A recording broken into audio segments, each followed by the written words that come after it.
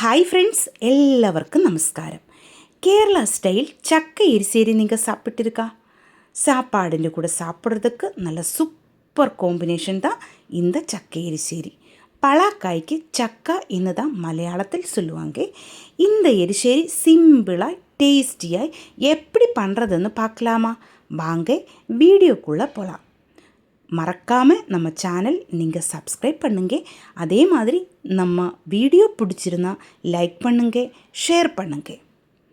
இப்போ சக்கை எரிசேரி பண்ணுறதுக்காக இவ்வளோ பலாக்காய் நான் கட் பண்ணி எடுத்து வச்சுருக்கிறேன்.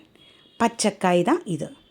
கூட பலாக்கொட்டையும் நான் இவ்வளோவும் எடுத்து வச்சுருக்கேன். இது ரெண்டும் சேர்த்து தான் நம்ம இன்றைக்கு எரிசேரி செய்ய போகிறேன்.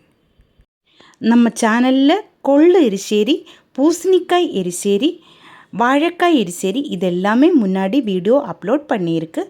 அதனுடைய எல்லாம் லிங்க் இந்த வீடியோட கீழே டிஸ்கிரிப்ஷனில் நான் கண்டிப்பாக கொடுக்குறேன். நீங்கள் அந்த வீடியோயும் பாருங்கள். இப்போ பலாக்காயும் அதே மாதிரி பலாக்கொட்டையும் ஒரு குக்கர்லேக்கு நான் மாற்றி இருக்கு.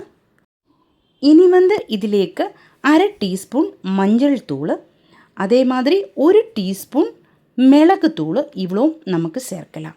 கூட தேவையான உப்பும் போடலாம். அதுக்கப்புறமா இது வேகிறதுக்காக தண்ணியும் ஊற்றலாம்.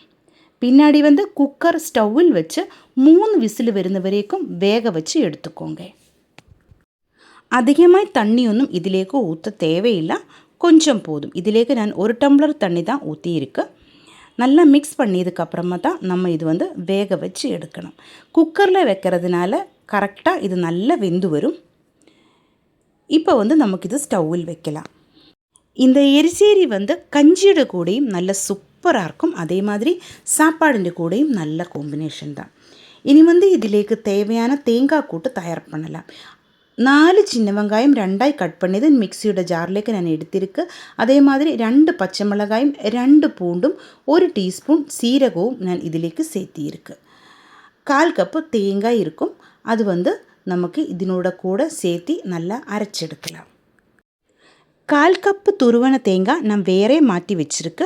அது நமக்கு கடுகு தாளிக்கும் போது சேர்க்க வேண்டியது இருக்குது. டோட்டலாக 1/2 கப்பு தேங்காய் தான் நமக்கு இதிலேக்கு தேவை இருக்கும்.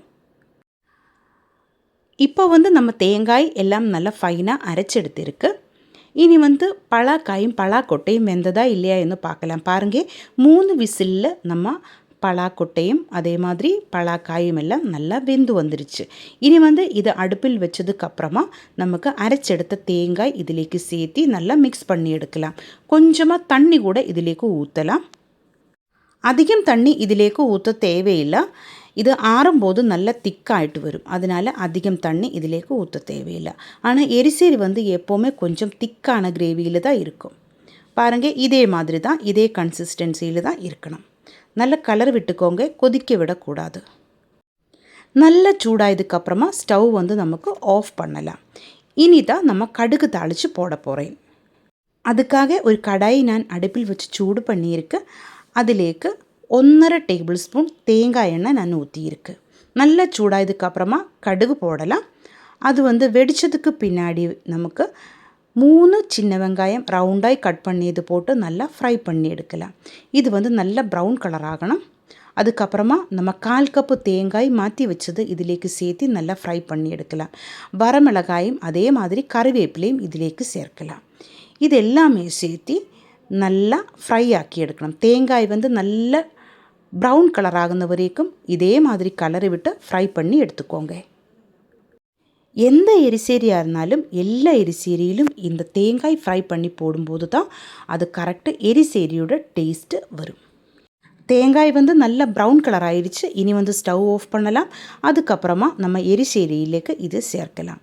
இதிலேக்கு எண்ணெய் ஊற்றுறதுக்கு பதிலாக நெய் கூட சேர்த்திருந்தால் நல்ல டேஸ்ட்டாக இருக்கும்.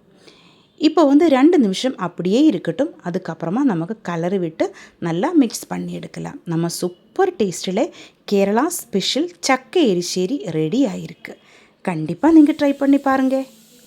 இந்த வீடியோ உங்களுக்கு பிடிச்சிருந்தால் சேனல் சப்ஸ்கிரைப் பண்ணுங்கள், லைக் பண்ணுங்கள்.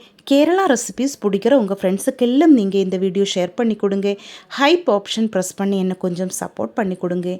உங்களுடைய ஃபீட்பேக்கு கண்டிப்பாக நீங்கள் கமெண்ட்டில் எழுதி போடுங்க. Thank you.